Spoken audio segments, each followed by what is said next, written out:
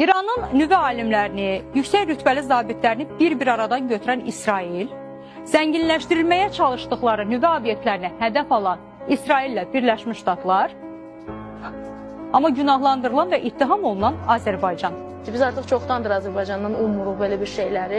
Elə o zamandan ki, İsrail rejimi ilə əlaqəyə girdi, Qəzdə zolağını müdafiə etmədi, uşaqların, qadınların ölməsinə göz yumdu, yanacaqlarını təmin etdi. Azərbaycan xalqı bizim qardaşlarımızla, onlar bizim vətənimizdə bizim vətəndaşlarımızı öldürüblər, bizim uşaqlarımızı öldürüblər. Onlar yanacaq verməsəydilər, o qırıcılar bizim Təbrizimizi bombalamazdılar.